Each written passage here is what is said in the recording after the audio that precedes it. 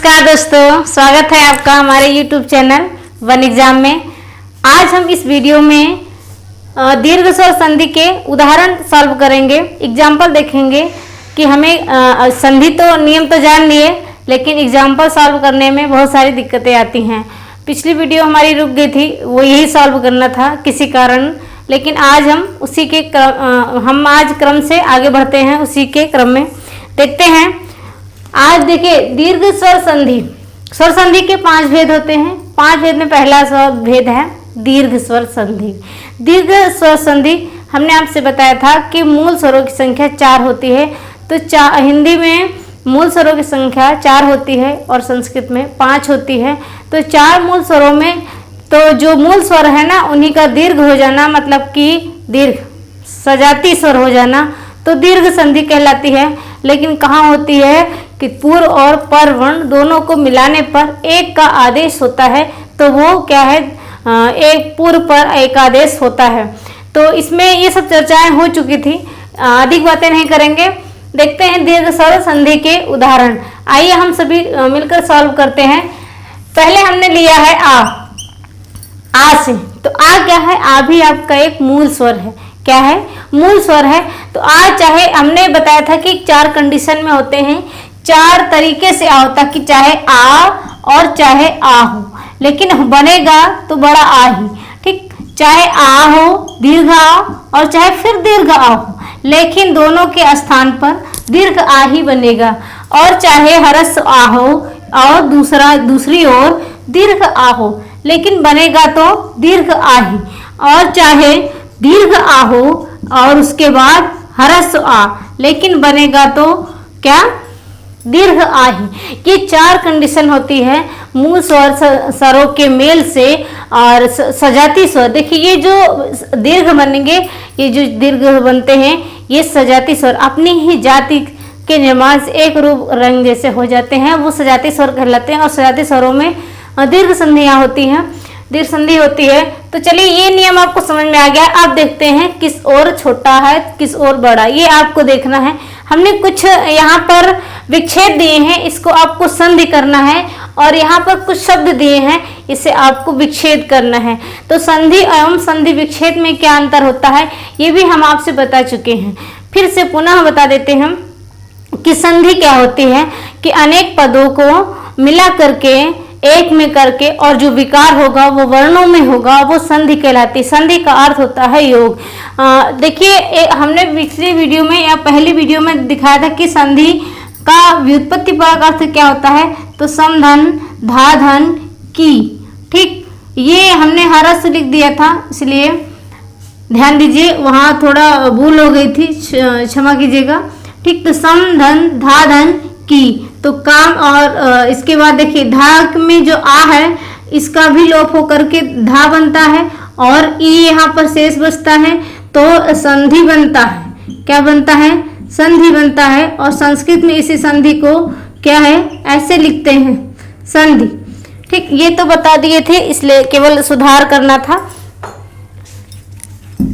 चलिए देखते हैं कि हम विच्छेद कुछ करके देखते हैं और कुछ को हम क्या है, संधि करके। तो यहाँ आपको संधि करना है, यहाँ क्या करना है, इन उदाहरणों में संधि करना है। और यहाँ पर क्या करना है, यहाँ विच्छेद करना है, शब्दों का या पदों का क्या करना है, विच्छेद करना है।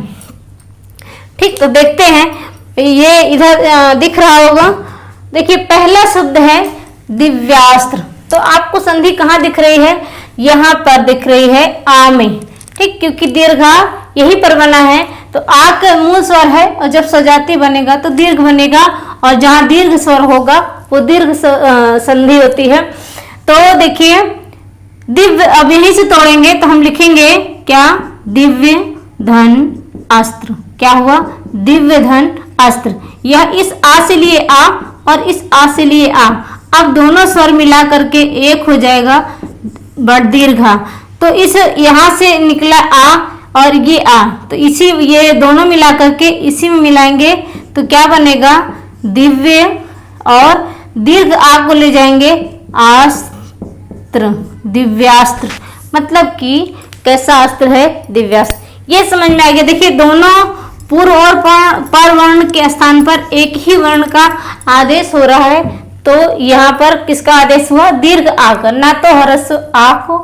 ठीक, दूसरा है विकलांग, तो तोड़ेंगे तो यहाँ पर देखिए दीर्घ आ कहाँ है? ला पर है। तो यह यही है संधि। संधि मतलब गांठ, और गांठ का मतलब योग, मतलब जुड़ा जहां हो वहीं से दिखाई दे रही है संधि। तो यहां तक क्या लिखेंगे? विकल, और इसके बाद क्या लिखा है? अंग। आंग नहीं होगा, क्योंकि आंग शब्द क्या है? टूटा हुआ, दोनों पक्ष का कुछ ना कुछ अर्थ होता है।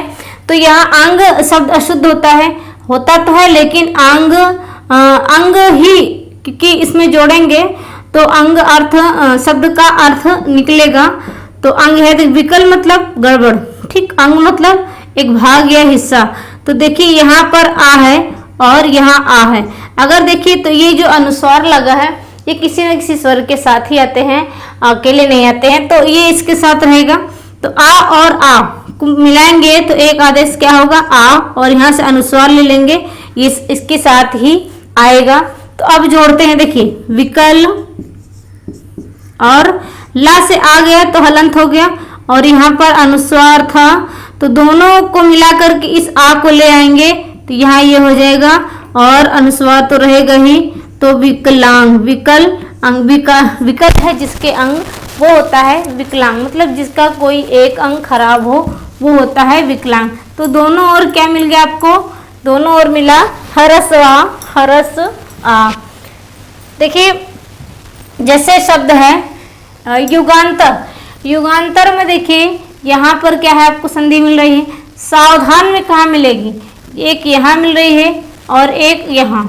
ठीक, मृगांक में कहाँ? यहाँ है। स्वार्थ में कहाँ है? यह है, यहाँ है, और पीताम्बर में ता पर है। भावार्थ में एक यहाँ है, एक यहाँ है, लेकिन टूटेगा कहाँ से? ये दिक्कत होती है। और साक्षर में यहाँ पर है। ये संधि वाले को हमने गोला कर दिया है, लेकिन पहुँचे कहाँ तक थे? देखिए युगांतर हो गया। सावधान देखते हैं, यहाँ पर तो क्या है? दो स्थानों पर क्या है? आपको दीर्घ स्वर दिखाई दे रहा है, दीर्घ आ स्वर। देखिए देखते हैं इसका टूटेगा क्या है? तो सा धन आव धन धान। ठीक, ये शब्द हुआ। तोड़ दी तो दीर्घ संधि किसी भी स्थान, देखिए यहाँ दीर्घ आपको दो जगह मिल रहा है, और एक ये आ हो गया। आप कहो यहाँ भी एक आ हो गया, और ये तो धा है, तो इसलिए देखिए आ और उसके बाद धा, तो इस कारण क्या होगा?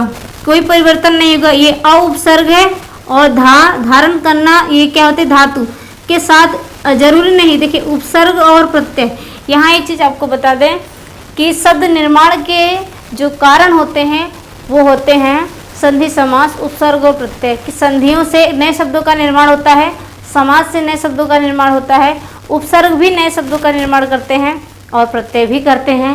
तो यहाँ उपसर्ग लगने के कारण इससे मतलब किस के अकॉर्डिंग यहाँ संधि हुई है, या इन शब्दों का मिलाप हुआ नया शब्द बना है, यौगिक शब्द ही बना है।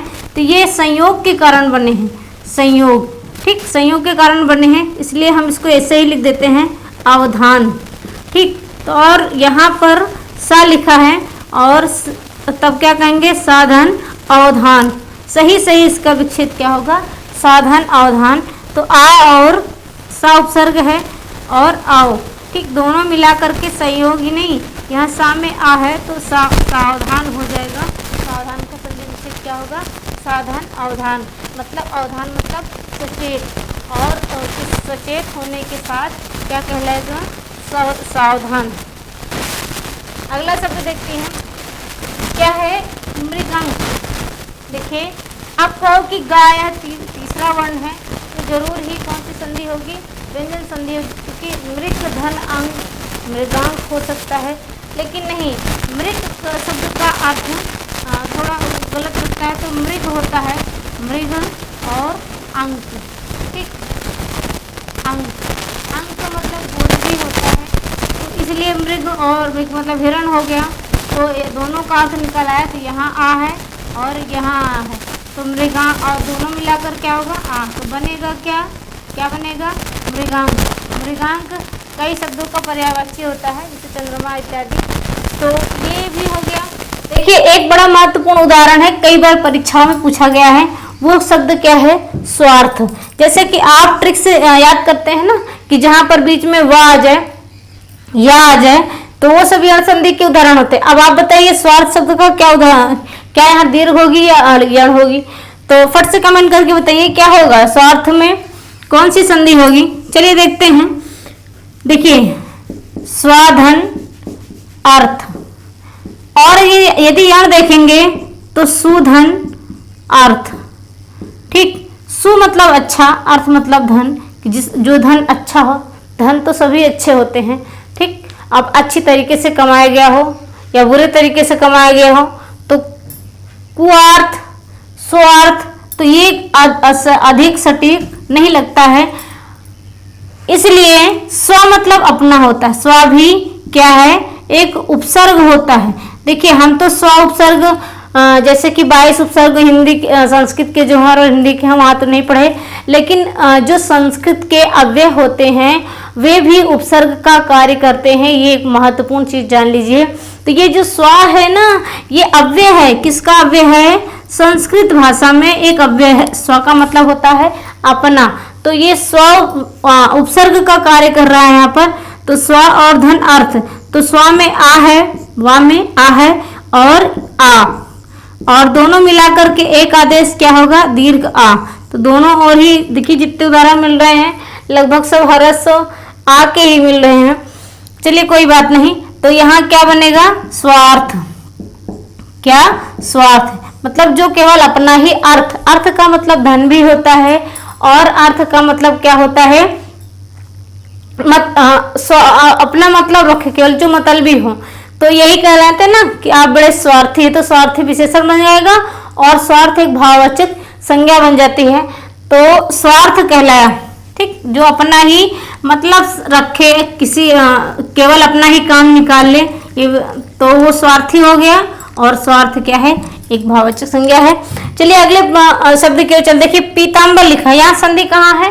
ता पर है। कहाँ पर है? ता पर है, तो यहीं से टूटेगा। कहाँ से टूटेगा? ता से ही टूटेगा। तो यहाँ लिखेंगे पीत, पीत मतलब पीला, और इसके बाद क्या है? अंबर। ठीक, यही तोड़ते। देखिए आप जैसे कि समास करते हो, पीला है अंबर वस्त्र जो, पीत है अंबर जो, मतलब कि पीला है वस्त्र जो, कर्मधारय हो गया। लेकिन अन्य अर्थ की ओर इंगित हो रहा है, बताया जा रहा है, तो बहुब्री हो जाता है। बड़ा भ्रम रहता है इस समास में। जब समास की चर्चा होगी ना तो वहां देख लेंगे। लेकिन संधि समास में भी अनिवार्य होती है और दो पदों में भी अनिवार्य होती है, धातु और उपसर्ग में अनिवार्य होती है। ये हमने इसकी चर्चा कर ली है कि संधि आवश्यक कहाँ होती है, क्यों जरूरी होती है, कहाँ कहाँ जरूर रूप से हो जाती है, और संधि कैसे होती है, किन किन स्थितियों में होती है, ये हमने पहले की वीडियो में देख लिया। यदि आप ना देखे हो तो हमारे प्लेलिस्ट में देखिएगा, वहां पर आपको ये वीडियो मिल जाएगी। तो पीत, पीत में ता में आ, पीत मतलब पीला, और अंबर में आ।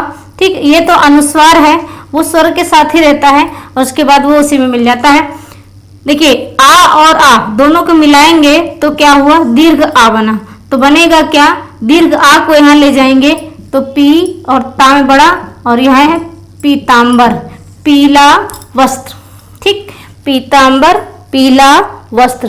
तो और बच्चे हैं, देख लेते। देखिए एक और है भावार्थ, यहाँ पर भी बीच में व आया है। तो भावार्थ में क्या हम अयादि संधि लगाएंगे या फिर यण संधि बताएंगे या फिर दीर्घ संधि बताएंगे? विकल्प में हो कि भावार्थ के संधि का उदाहरण है तो स्वर संधि का, दीर्घ संधि का उदाहरण है, यण संधि का उदाहरण है, अयादि संधि का उदाहरण है। हो सकता है हमने दूसरी संधि का उदाहरण ले लिया हो, इसलिए ध्यान दीजिए क्या होगा? भावार्थ।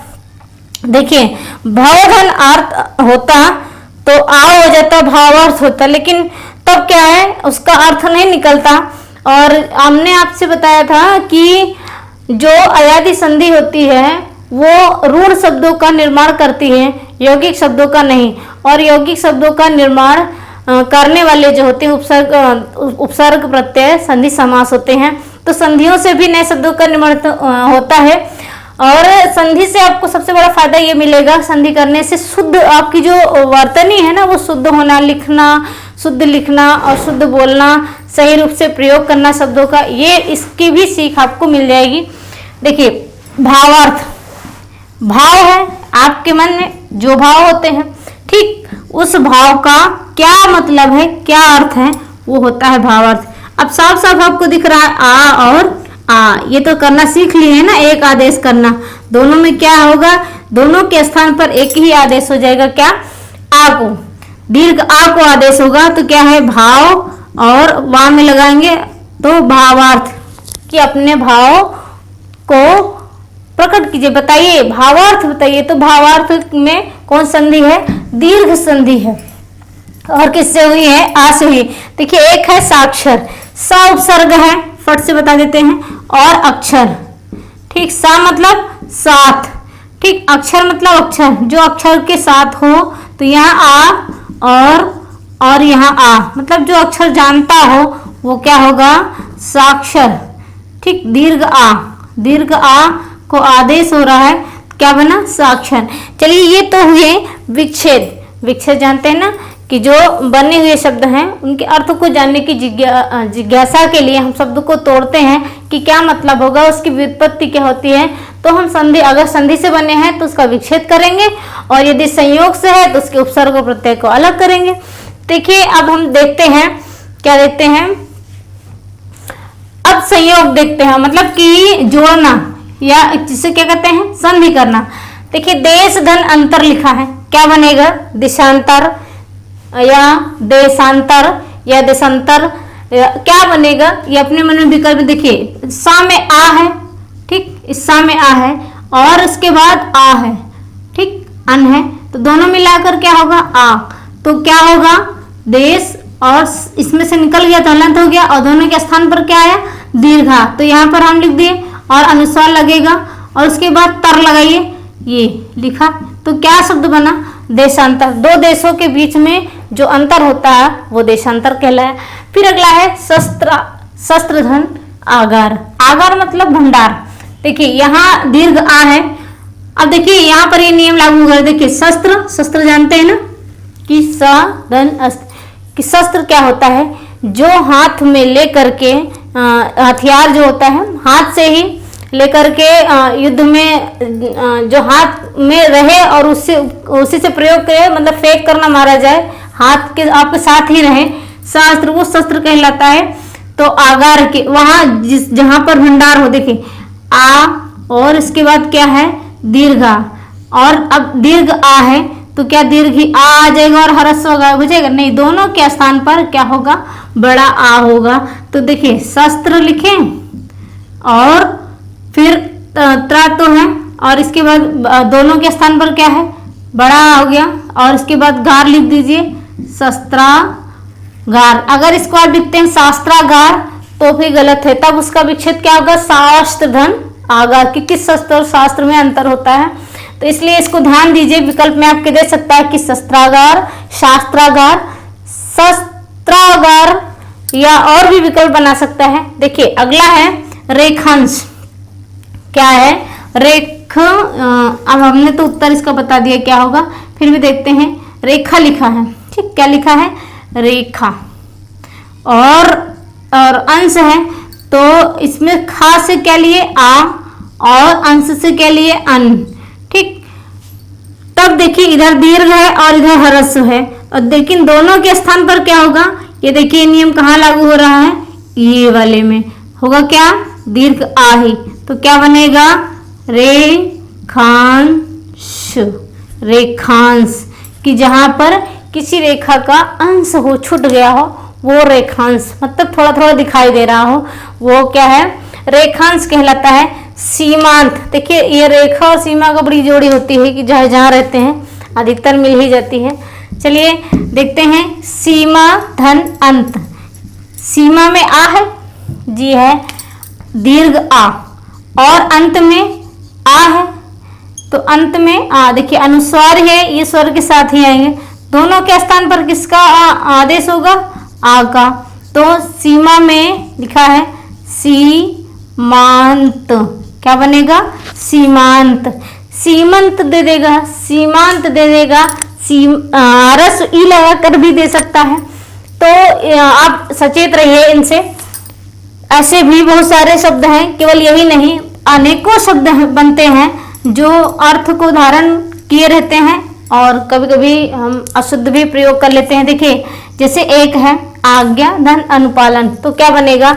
आज्ञानुपालन, आज्ञानुपालन, आज्ञानोपालन, आज्ञा ने पालन। तो गुण संधि भी जैसे कहेंगे ऊ है तो ओ हो जाएगा। तो यहाँ आ और आ को ही देखना है। तो आज्ञा में क्या है? आ है, और अनुपालन में क्या है? आ है। तो यहाँ पर भी वही नियम लगा, आज्ञा धन अनुपालन। तो क्या लिखेंगे? देखिए आज्ञा हो गया, ठीक। अब दोनों आ तो निकल गए, एक आए एक आए, दोनों के स्थान पर दीर्घा हो गया है। और अनुपालन, तो नुपालन लिखेंगे, इतना हम जोड़ेंगे इसमें ले जाकर कर। तो क्या है? नुपालन, नुपालन। तो क्या बन गया? आज्ञानुपालन। और देखिए अगर जैसे ऐसे भी विकल्प मिलेगा, दो विकल्पों पे यहाँ पर हम उलझ सकते हैं, आज्ञानुपालन, आज्ञानुपालन। तो ये ऐसे विकल्पों से ये गलत है, क्योंकि बड़ा ऊ आपको नहीं करना है, ठीक। सोचो कि यहाँ पर दीर्घ हो जाएगा, तो ये थोड़ा बहुत ध्यान तो रखना ही पड़ेगा। इसके बाद है श्रद्धा धन आनंद, क्या बनेगा? श्रद्धा धन आनंद का आ से अब ये तो यहाँ दीर्घ आ है, यहाँ भी दीर्घ आ है, दोनों में क्या होगा? दीर्घ आ होगा। तो क्या बनेगा? लिखिए हैं, देखिए श्रद्धा, ठीक। और दोनों के स्थान पर देखिए श्रद्धे यहाँ हो गया, और आ तो बड़ा हो गया, फिर श्रद्धा, फिर उसके बाद नंद लिखिए, नंद, श्रद्धा नंद, ठीक। जहां पर श्रद्धा से आनंद मिले वो श्रद्धानंद, ठीक। क्या होगा? श्रद्धानंद। इसके बाद देखिए कृपा धन आकांक्षी, कृपा में आ है और आकांक्षी में भी आ, दोनों और दीर्घ आ है, और बनेगा क्या? देखिए कृप या कृपा, और उसके बाद आकांक्षी का भी आ इसी में मिल गया, इसी वाले में, कृपा वाले में ही। तो कृपा हो गया, तो क्या लेंगे हम? कांक्षी, क्या लेंगे? कांक्षी, कृपा धन आकांक्षी। इसका तो कृपा धन आकांक्षी देगा, तो मिला तो लेंगे, सरल है, लेकिन विच्छेद करने में थोड़ी दिक्कत। कृपा धन आकांक्षी या आकांक्षी, तो यहाँ दीर्घ आ होगा, इसलिए इसको इस महत्वपूर्ण समझिए इस दृष्टि से कि आकांक्षी नहीं होता है, आकांक्षी या आकांक्षा शब्द कैसे लिखा जाता है ये ध्यान में रखना। चिकित्सा धन आलय, तो यहाँ दीर्घ आ है और यहाँ आलय मतलब घर होता है, ठीक। चिकित्सा जहाँ हो ऐसा घर क्या है? चिकित्सालय। तो यहाँ क्या होगा? दीर्घ आ ही होगा। तो चिकित्सा तो लिख देंगे पहले से, क्योंकि चिकित्सा, चिकित्सा, और फिर यहाँ आ कहाँ लिखेंगे? तो दोनों आ के स्थान पर एक आ हो गया है दीर्घा, और उसके बाद लय लिख देंगे, लय, क्योंकि आलय वाला भी आ इसी में हो गया, चिकित्सालय। क्या होगा? चिकित्सालय। देखिए ये आ से संधि होने पर कुछ उदाहरण हमने लिए हैं स्वर संधि के। अब हम देखते हैं अन्य स्वर ई उ, किसका देखेंगे? ई और उ का, री का, तीनों का देख लेते हैं इसके बाद। चलिए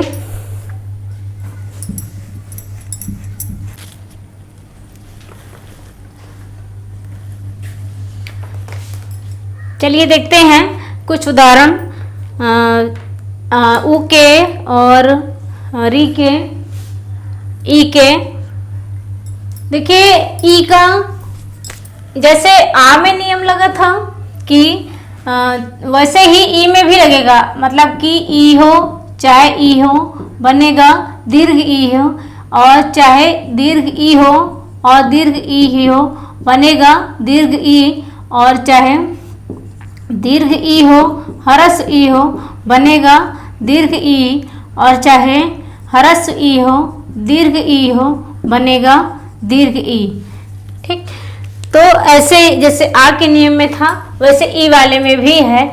देखते हैं कुछ उदाहरण हम लेकर आए हैं आपके सामने। जैसे लिखा है पहला रविंद्र। अब बात है इसे हम विच्छेद करेंगे तो कैसे करेंगे? देखिए रविंद्र रवि होता है, और इंद्र होता है।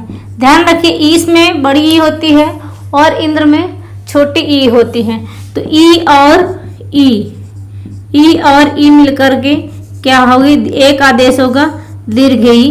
तो रवि में बड़ी मिलाएंगे रवि, और इंद्र है तो इंद्र।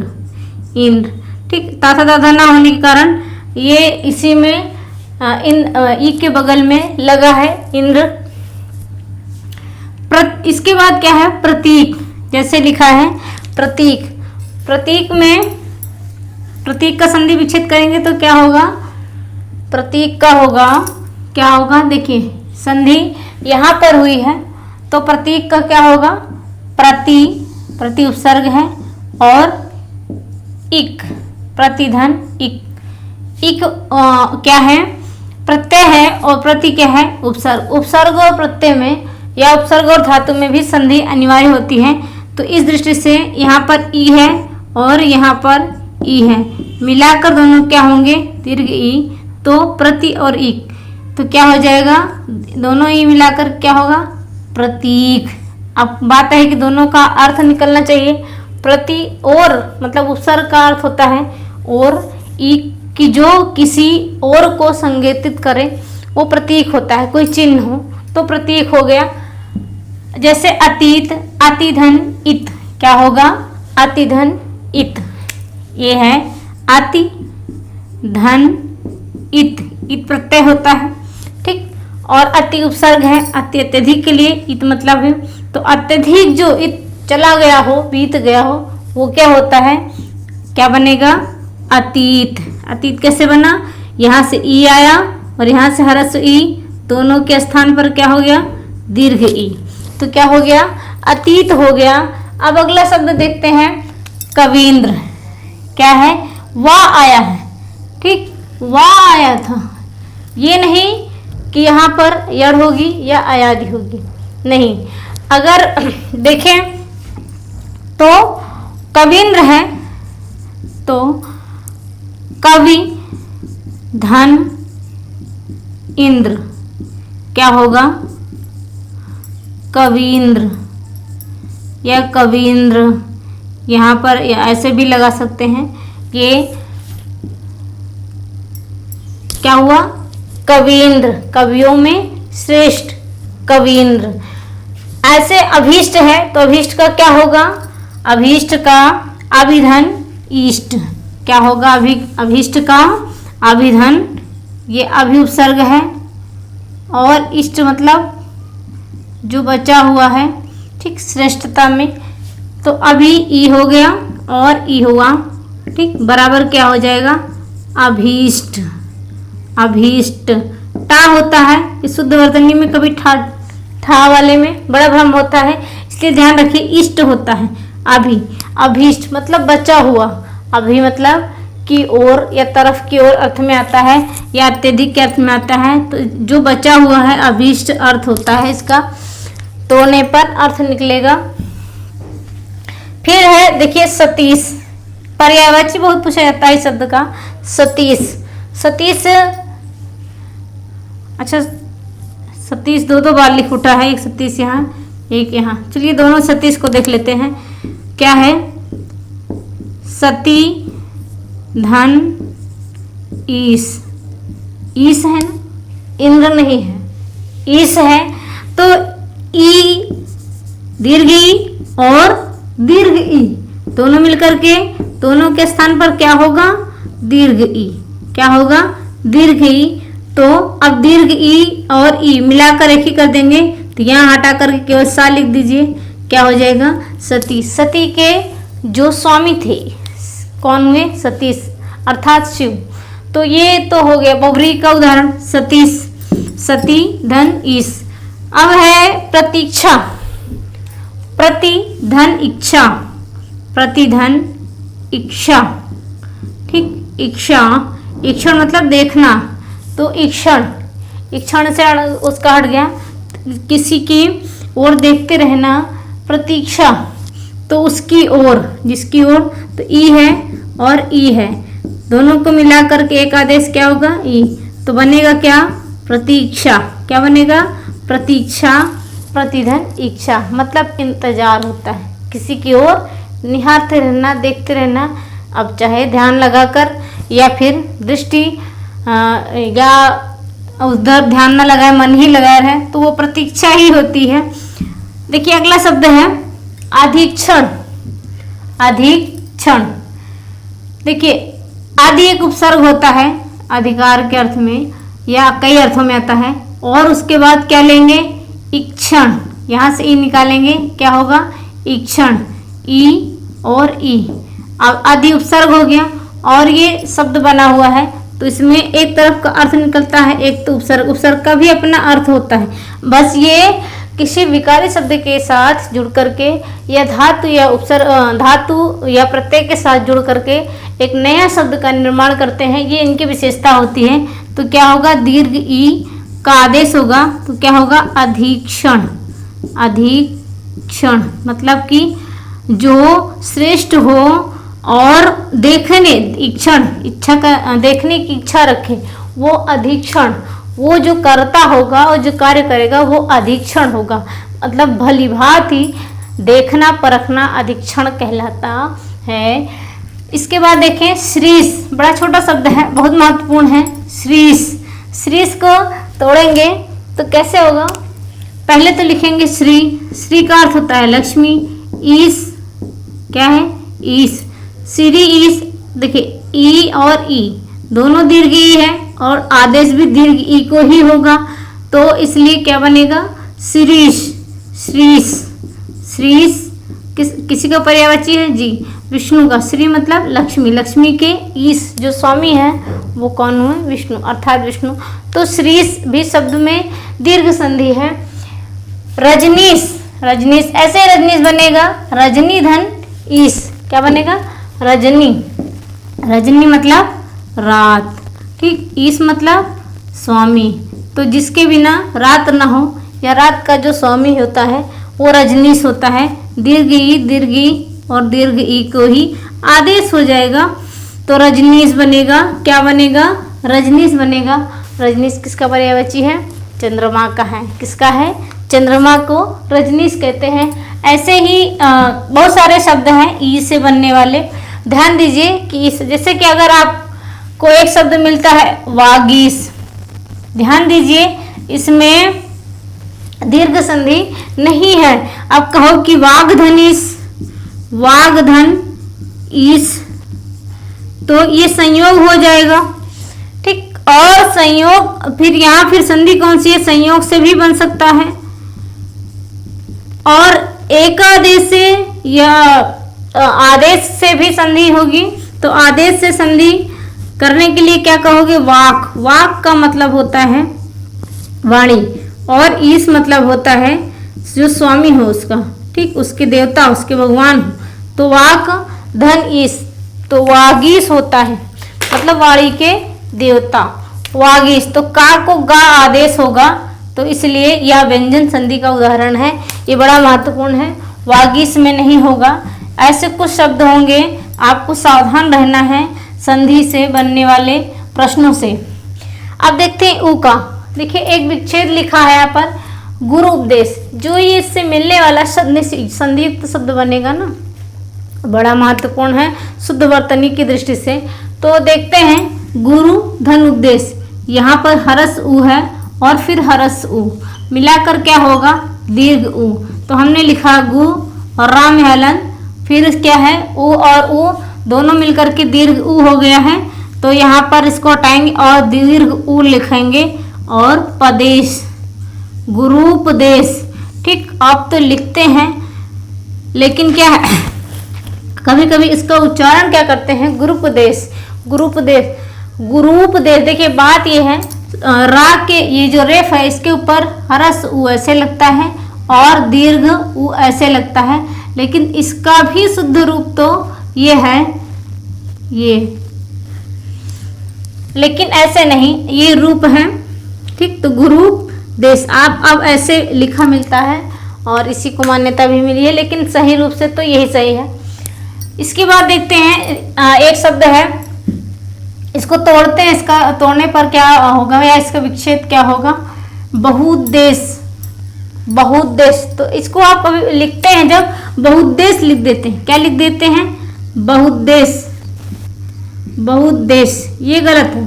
ठीक, बहु क्या है? बहु और धन उद्देश्य। ठीक है, इस उद्देश्य में भी संधि है, उत्धन देश, देश्य। ठीक, तो ता को दा हो जाएगा तो दो दा हो जाते हैं, लेकिन ये संधि युक्त शब्द है तो यहाँ व्यंजन संधि भी होगी, लेकिन इसका विच्छेद बहुउद्देश्य का पूछता है तो यहाँ उ और उ होने के कारण दीर्घ संधि है। और ये आपको दिखी संधि, और ये तो क्या हुआ? बहुउद्देश्य। एक है मृत्युपरांत, मृत्युपरांत, आप मृत्युपरांत पढ़ते हैं, क्या लिखते हैं? आप लिखते क्या हैं? इस मृत्युपरांत को ऐसे लिखते हैं, मृत्युपरांत, मृत्युपरांत, ये गलत है। देखिए हमने लिखा मृत्यु धन उपरांत, क्या लिखा? उपरांत मतलब बाद, मृत्यु धन उपरांत। यहाँ आया उ और यहाँ हुआ उ, दोनों पे एकादेश होगा दीर्घ उ, तो यहाँ ये जो संधि हुई है ये दीर्घ उ ही रहेगा। इसको आप नोट कर लें, ये बड़ा इंपॉर्टेंट है। मृत्युपरांत होता है, मृत्युपरांत नहीं होता है। ऐसे सुधन उक्ति क्या बनेगा? सुधन उक्ति का क्या बनेगा? फट से कमेंट करिए। सुधन उक्ति का होगा, सा में उ है और यहाँ उ है तो क्या होगा? सूक्ति। क्या बनता है? सूक्ति, मतलब अच्छा कथन। ऐसे सिंदूर में है तो सिंधुधन और उर्मी, या सिंधुधन ऊर्मी, या सिंधुधन ऊर्मी, या सिंधुधन ऊर्मी, तो ऐसे में भ्रम हो जाता है। क्या विच्छेद होगा? फट से बताइए क्या विच्छेद हो सकता है इसका? तो देखते हैं, इसका होगा पहले तो सिंधु मतलब समुद्र होता है, और उर्मी नहीं होता है, ऊर्मी होता है। ऊर्मी मतलब लहर होता है। तो ह्रस्व उ और दीर्घ उ दोनों के स्थान पर किसका आदेश होगा? किसका आदेश होगा? दीर्घ उ को, दीर्घ उ हो जाएगा। तो इसलिए यहाँ पर ये जो दिख रही है ये दीर्घ संधि का को इंगित कर रही है। ऐसे ये हो गया। ठीक, प्रतीक तो इसका था। देखिए री का है, री को देखते हैं। देखिए ये आपको हिंदी में ऐसे लिखा मिलता है, मातृण। ठीक, ये हिंदी की दृष्टि से सही है। क्यों सही है? बात यह है कि री से बनने वाले जो शब्द होते हैं वो हिंदी भाषा में बहुत कम प्रयोग में आते हैं, और जो प्रयोग में आते हैं ना तो ह्रस्व री लगा हुआ ही दिखता है आपको, या फिर उसका प्रयोग करते हैं। लेकिन शुद्धता तो यही है, इसी शब्द में है, क्योंकि संधि जब करता है मातृ मतलब माता, ऋण मतलब कर्ज। ठीक, और री की मात्रा ऐसे रखते हैं। ठीक, स्वर है री और ये भी री, तो दोनों मिलाकर दीर्घ री को आदेश होता है। तो यहाँ ये जो मात्रा हुई दीर्घ री ही रहेगी। और जो कि आपसे पूछा जा सकता है कि हिंदी वर्णमाला में ऐसा कौन सा स्वर है जिसका ह्रस्व जिसका दीर्घ नहीं है, जिसका दीर्घ नहीं है, वो ह्रस्व रूप में ही प्रकट होता है, तो री है। री व्यंजन के रूप में भी प्रयुक्त होता है, इसलिए शुद्ध स्वर उसे नहीं माना जाता है।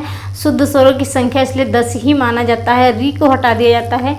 ये वर्णमाला के अंतर्गत हम पढ़ चुके हैं, आप हमारी वीडियो देखिएगा, उसमें वर्णमाला में हमने अच्छे से चर्चा की है। ऐसे ही पितृण बनेगा, पितृधन ऋण, क्या बनेगा? पितृधन ऋण, पितृण। ऐसे भातृधन ऋण, भातृण, भातृधन ऋण, क्या बनेगा? भातृण। तो ये दीर्घ स्वर संधि के कुछ उदाहरण थे।